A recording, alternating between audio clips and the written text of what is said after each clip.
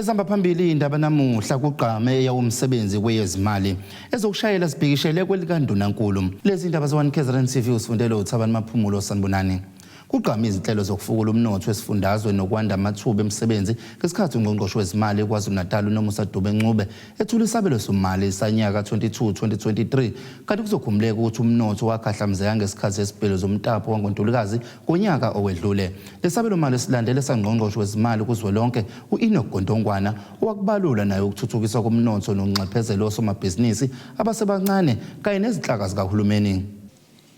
We wish to indicate that each cent allocated for this budget will touch the lives of a mother in the remote rural villages whose children walk for more than 20 kilometers to school. Each rand allocated with this budget must change the life of an aspiring group of women and young people who have formed cooperatives to ensure that they make a living. By and large, the aspirations of the entrepreneurs who are owners of spaza shops and emerging enterprises in the township and rural areas have helped us to fashion what is essentially this budget today. We are presenting this budget policy statement. We acknowledge that the wide gap between the impoverished second economy and the privileged elite at the apex of our economic structures can only be addressed through a targeted and incremental process of transformation and empowerment. The Premier in his provincial address opined that we are turning the corner in KwaZulu-Natal, building on our resilience, forging lasting peace, creating job opportunities, and ushering in a sustainable growth, and therefore, it is ensuing months, the budget will assist the provincial government to pursue those initiatives. And this includes, amongst others, but not limited to, major investments in the public infrastructure aimed at increasing productive capacity and fast-tracking economic recovery, poverty alleviation and job creation for masses that are trapped in poverty in lower rungs of our economy and societal structures. Radical economic transformation, incorporating initiatives such as the cooperative SMMEs financing programs aimed at increasing participation and broadening the base of the economy. One of the biggest challenges I have, it almost sounds like a promising budget when we talk about the increases given to various departments.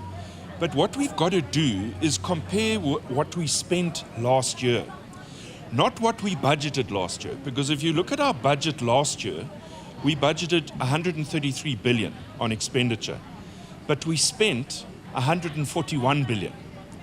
This year, we're only allocating 140 billion to the budget. So it's less than we spent last year. That's a worry to me, and that means we're in troubled times. Okokuqala esifisa ukuthi ungqongqoshe simbonge ngakho ukuthi avumelane neqembu leIFP uma enza isabelo mali salonyaka anganikezi ngisho isente u1 cent ekwakhiweni kwesishamthetho nezindlu zikahulumeni ezintsha eMgungundlovu. Ngoba vele njengoba sishilo izolo ukuthi ukwakhiwa kwesishamthetho nezindlu zikahulumeni ezintsha eMgungundlovu kuyobe kungabasiza ngalutho abantu bakwaZulu-Natal njengoba ke engafakanga ngisho isente kulesabelo mali ukhombise impela ukuthi lo mqondo ukuthi akwakhiwe izindlu zikahulumeni ezintsha umqondo ngeke uze usukume simshayela kihlombe ngokuvumelana nathi kuloko. Isabelo mali siyasamkela sibeke kanye lokho sikufunayo lokho esikushilo sicacisile sakubeka obala izinselelo ezikhona kuhulumeni ingqinamba zokusolakala kwemisebenzi saqhamuka namakhambi acacileyo ekutheni yini ezokwenziwa ukulungela leso simo samkele kakhulukazi ukubeka ibeke obala ukuthi uthe xaxa kwisabelo sokulekelela abantu abasha Youth Empowerment Fund. Samukela okuthe xaxa ukubhekela kumnyango wezemfundo, umnyango wezempilo ngoba eminye yeminyango le ikhahlamazeke kakhulu ngenxa yolubhubhane lomkhuhlane, especially presidential initiative Eyamathuba Emisebenzi inika kakhulukazi abantu abasha more than 64,000 abantu abasha employed as employee teacher assistant. Lo bantu abasha bazothi bekhula beqeqeshwa bethola ukuqeqesheka bebothisha. Izikhungo esifundisa ukushayela esifundazweni KwaZulu-Natal ezibambe ukukhulela ngoqo eMashi ebheke emahhovisi kaNdunankulu wesifundazwe ngenhloso yokuzwakalisa izikhalazo zawo. Ekhuluma nethimba lesindaba uhlalo wenhlangano ehlanganisa zonke izikhungo esifundisa ukushayela esifundazweni KZN ubumbano driving school kwisifunda ithe kuMandla Ndlovu uthi kubasukumise phansi uhlelo lwezobuchwepheshe besimanje manje uhulumeni asefuna abantu balisebenzise uma befaka isicelo sesincwadi zokushayela. Ungabi nezindawo eziqondile zokusebenzela nokunye nathi kuyihlazo elikhulu uma ubuka ukubaleka kwalemboni. Zinquma ungena emgwaqweni ngenhloso yokuzwakalisa ungenamkwazo izikhungo eziqeqesha abantu bakwazi ukushayela. Lezi zikhungo ezivela kulolonke elikaMthaniya zibambe inhlabalihide zisoka kwelaBanana ziphikelele eMgungundlovu ngenhloso yokubhodla kuNdunankulu wesifundazwe njengoba ke bekhala phakathi kokunye ngokungahlomuli emalini okwakuhloswe ngayo ke ukulekelela labo ke abakhahlanyezwe ukhuvethe ungabi nezindawo abahlinzekwe zona ngokusemthethweni ukuba ke basebenzele kuzo nokunye ke okuningi. Kuyihlazo kabi ukuthi emva kwesikhathi eside kangaka uhulumeni ephathile ngiyacabanga ohlanga 28 years manje asinazo indawo zokusebenzela bonke abantu banazo indawo zokusebenzela. Njengamanje ukukhona nje kunama sign wonke akhona. Thina sinayo isanje ekhomba ukuthi nansi driving school uzoyibona kanjani driving school.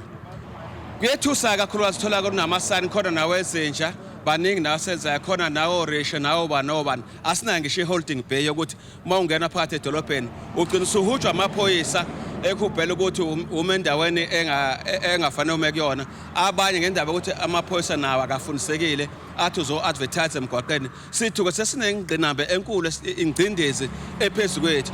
Umuntu ohamba ngemoto nje uqale kuthina kodwa kuyisimanga esikhulu kakhulu makutholakala ukuthi thina njengoba bonke abantu beqale kuthina nje uminister uhamba ngemoto imoto ithina simfundisile ukuthi driver kanjani imoto kuhlunguke nezinhlelo ezinye uhulumeni azenzayo sizakhulunywa nango road safety thina sibala ngemuva sibala ndawo uthole kusukela abantu ongabazi ukuthi bayisikhatsini uze bekhuluma ngeroad bayazelaphi road safety ngoba ithina abanikazi ama road safety akusiphathi neze konke ke lokho kwenzeka la. Lo mbhikisho ujoyina eminye ebonakala kwezinye izifundazwe kulandela ke ukuba ungqongqoshe zokuthutha kuleli ememezele ukuqalisa kohlelo lokufakwa kwezicelo ngobuchwepheshe besimanje manje onhloso yakho ke ukunciphisa umthamo wabantu abamake olayini ezikhungweni zokubhalisela izincwadi zokushayela kanye ke nokuqeda nyango ubugebengu obuqhubekayo kulezi zikhungo.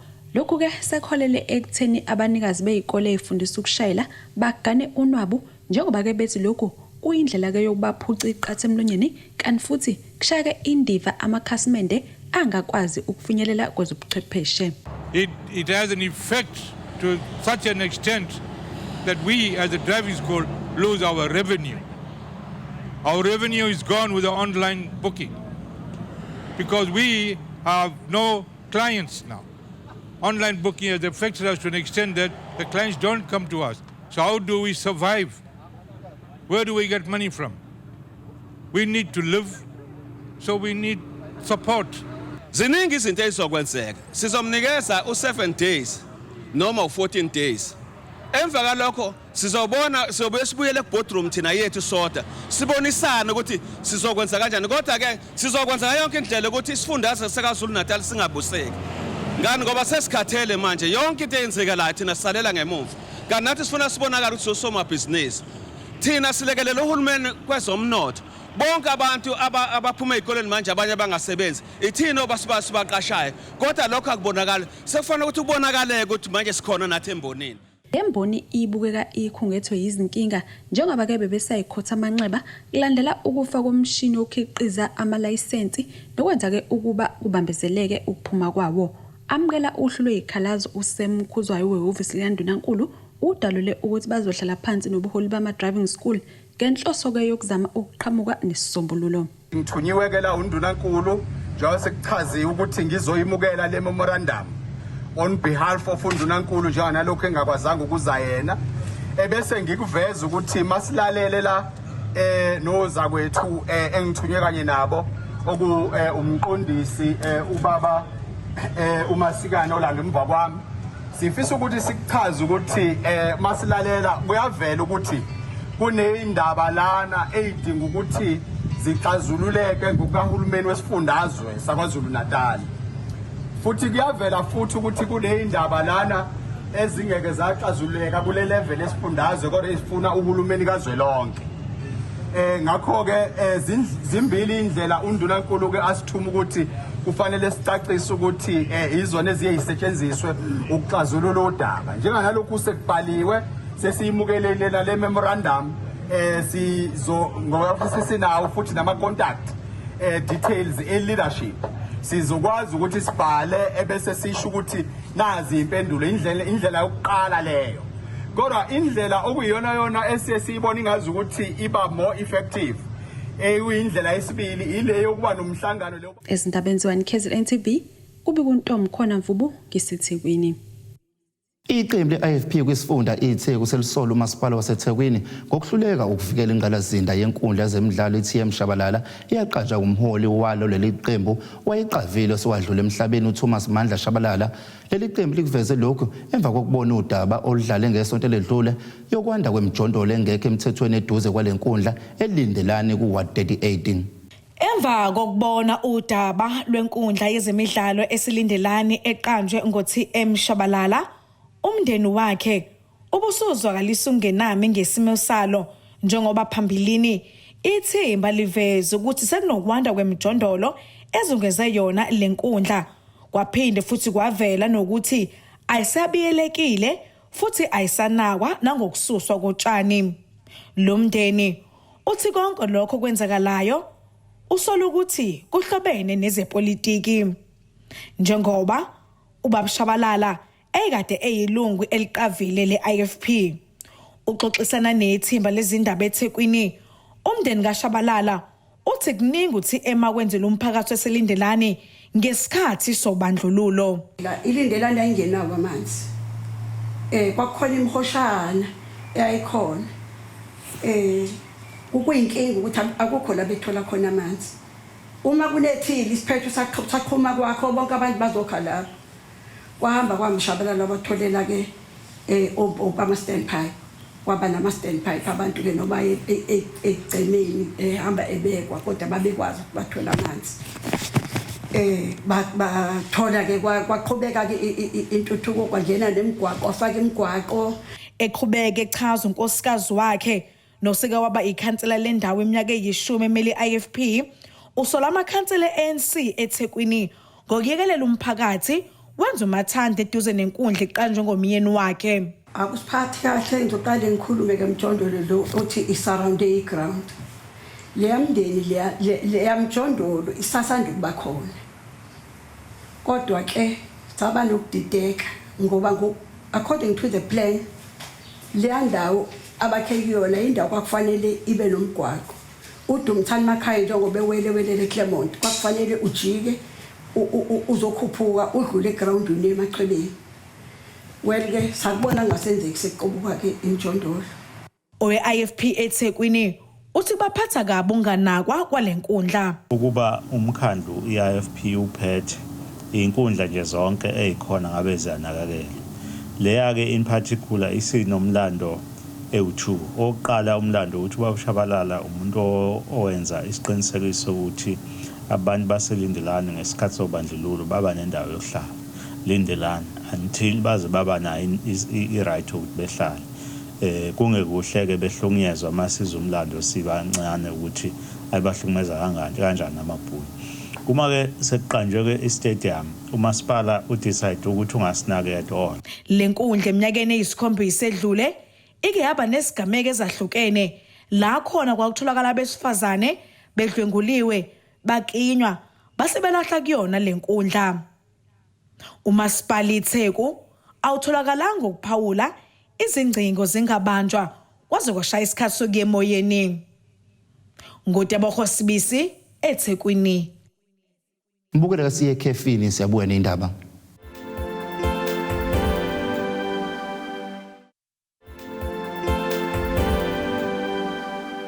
Siphinde sikwamukele mbukelo we-KZN TV usabukela indaba.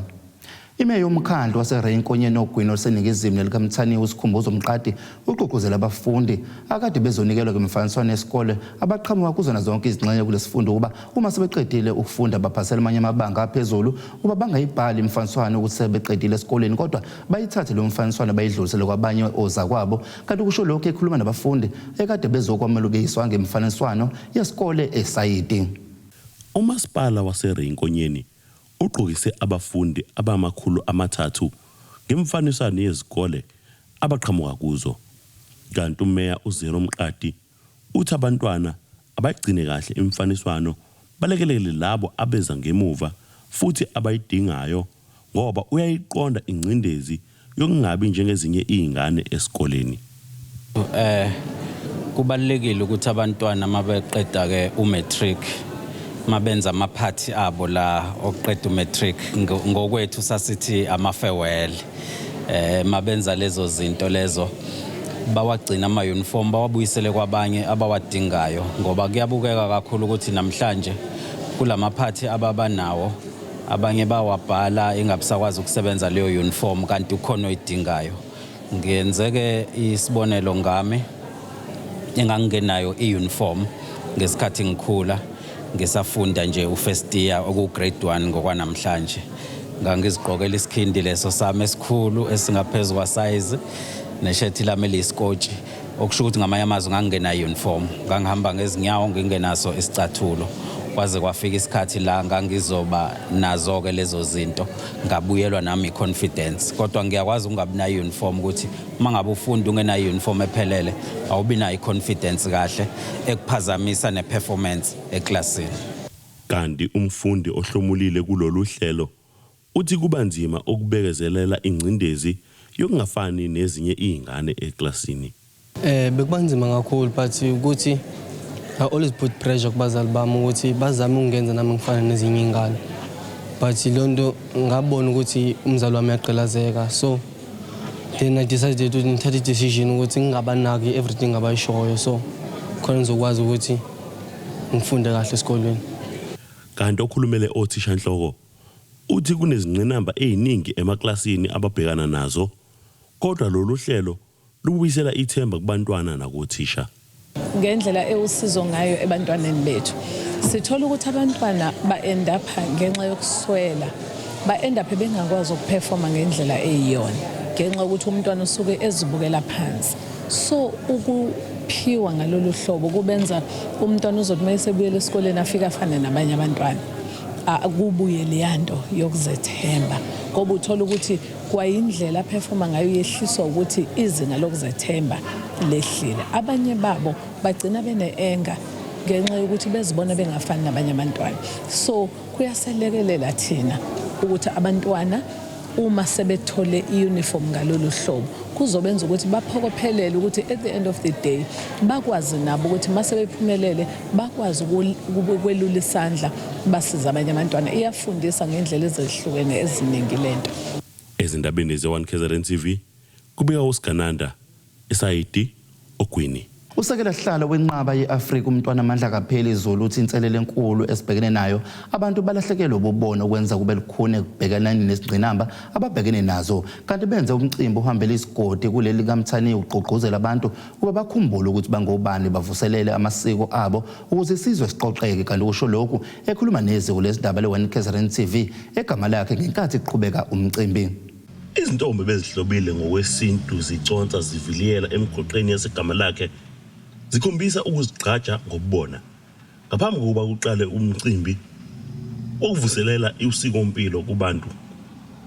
Umntwana uMandla kapheli Zulu uthi lo mcimbi uhlose ekubuyiseni abantu besilo ekubeni ibona.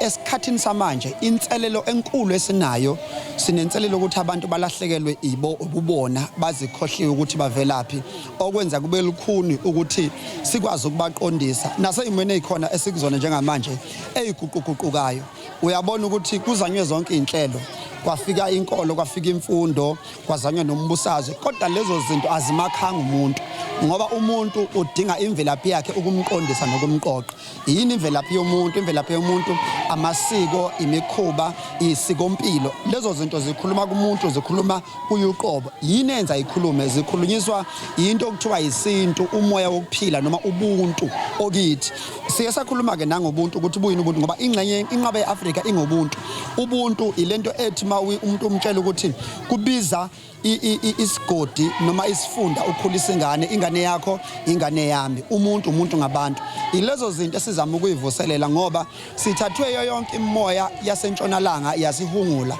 salahlekelwa ubuthina njengabantu umntwana uthi sesizanywe zonke inhlelo ekubuyiseni isizwe kodwa mengase wonke umuntu abhekane nokuzithola umsuka wakhe ngisho nesimilo sizobuyela kubantu eminyangweni yonke khona ngoba uhulumeni uthema sifika kulenkathi yamanje wasinikeza amathoyizi wasisho zonke lezi zinto lezi esizithandayo ungayibali uyazazi nawe kodwa wakhohlwa into eyodwa ukuthi kunomonakalo wenzeka eminyakeni ngamakhulu amabili la abantu bexhashazwe khona bahlushwa baphucwa ifa labo kwakhula isizukulwane noma abantu abalimele ngakho ke nathi siyaphephetha ezaleni siphephetha inhlansi ukuthi sibuyisele abantu endaweni yabo yokuthi bayiqonde ukuthi ngobani bazazi ukuthi bangobani lokho kuyoletha inkululeko ephelele kubantu bohlango lomnyama ezindabeni ze1KZNTV kube uSgananda Ogwini Ilunga lenhlangano yomphakathi engenze inzuzo insika yentsha foundation uMalusi Majozi uthi zande izenzo zobuqhwaga kubafundi esikoleni yingakho beqalisa uhlelo lokulekelela abafundi ngoqeqesho lokuthi babe ngabaholi abaqavile basesikoleni ukuze bakhule bekwazi ukuthi abantu baphathwa kanjani uMajozi ukusho lokho ngesikhathi behambela isikole samabanga aphansi iBhejane Primary enseleni nalapho bebehlanganise khona abafundi abakhethwe ukuba babe ngabaholi babafundi phecelezi ama-prefects esikoleni Abafundi besikole samabanga aphansi iBhejane Primary senseleni enyakatho nesifundazwe abaqokelwe ukuthi bebe ngabaholi babafundi esikoleni phecelezi ama-prefects batholeke ithuba elingandile ukuthi ke bathole uqeqesho luzobalekelela ukuthi ke bazi ukuthi uma ungumholi uphethe abantu kumele uziphathe kanjani kunama prefects akhethiwe esikoleni azolida abantwana abanye bebe isibonelo esihle kubantwana kulonyaka njengoba uqhubha nje so as an NPO we came there esikoleni sobanikeza psychosocial support and also give them guidance ukuthi as leaders what they can expect izinto abangabhekana nazo and futhi uma uyileader ufike waqhuzuka akusikusho sekuphelile ngawe but zikhona indlela zokuthi futhi usukume sibambane sonke because egcineni kwakho konke awudingi ukuthi uma uyileader ushine uwedwa sonke siyadingana sibambane as leaders siqhubeke phambili hlahla indlela ziningi ke izigameko ezibikayo zabafundi abahlukumeza abanye ezikoleni kodwa labo abahlukumezayo basabeka ukubika ngazo lolu qeqesho ke luzobalekelela abantwana ukubaqwashisa ngendlela yokuziphatha kodwa futhi liphinde ke libanike nekuzethemba kubo bengavumeli izenzo zobuqhwaga phecelezi ibullying kubantwana labo bebesabe kahle ukuthi bebe ama leader ngoba besabe izinto zobullying kahle kukho konke ingakho siyayithi masisebenza ngabantwana sesiqale sisebenze ngoself wena ngaphakathi uzazi ukuze sikwazi ukuthi sibuyisele confidence esukunayo ngaphakathi ngoba siya believe ukuthi as umuntu yakwazi uzenzela into wedwa without getting assistance from anyone so kufuneka wena ubuye ukuzithemba kuwena ngaphakathi kubuye nokuthi ukwazi ukuthi uzithande ukuze ukwazi ukuthi yonke into engikwazi ukuyenza mina ngakwazi ukuthi ngiyenze ngingedwa and futhi I'm more than capable of achieving izinto engifisa ukuachieve so kubalekile ukuthi ukuze ungabe uyithola usuyi victim ye-bullying ukwazi ukuthi kukho yonke into wazi ukuthi mina ngiyazithanda mina ngiyawazi ukuzenzela lokho enginakho ku enough for mina ngoba ngiyazi ukuthi as I go forward ngihlahla indlela ukuthi ngithola okuningi engifundayo ngoba ngisaqhubeka abafundi ke babe ingxenye loluhlelo balushaleke elikhulu ihlombe bancoma ukuthi ke bafunde lukhulu kulolu hlelo ngoba mina ngikhethe ukuthi ngibe yi-prefect ngizosiza ukuthi ingane zihloniphe futhi sigcine isikole sethu sihlanzekile njengezinye izikole ukuze futhi sizokwazi ukuhlonipha nothisha ngifunda ukuthi kumele ube good leader ukwazi ukuphatha abantu kahle njengokuthi nje ubalekelele izinto ezithile abayidingayo nasemakubo mawuthi mhlawumbe isimo asikho kahle Let's gaze indaba Z1KZNTV mina ngengosamkeliswe Nqulunga bika ngisenseleni Mbukela kasiye ekhefini siyabuya neindaba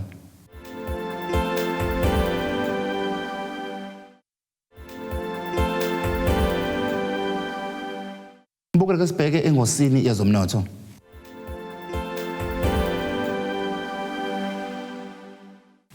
irandi lu-15.26 maliqhathaniswa nedola lasemelika libu-20.03 maliqhathaniswa nopondo waseBrithani libu-16.66 maliqhathaniswa ne-euro kanti igolide lona libiza $2,047 45 cent i-ounce kuthi u-oil ongahluziwe ubu-$127 98 cent umphongolo. Mbukelo kasibheke engosini yezemidlalo.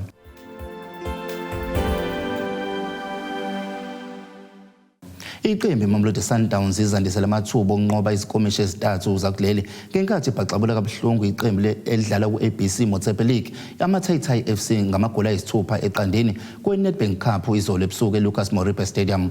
Kulo mdlalo ziye ekhefini Sundowns hamba phambili ngamagoli amabili ashawa uSurprise Ralani kanjalo noThembazwane kwathi amanye amagoli ashawe kwesithombeni sesibili ashawa uThabiso Kotumela amabili uLebogang Maboye kanye noAndile Jaling. Mbukelo kasibheke isimo sezulu esingalindeleka.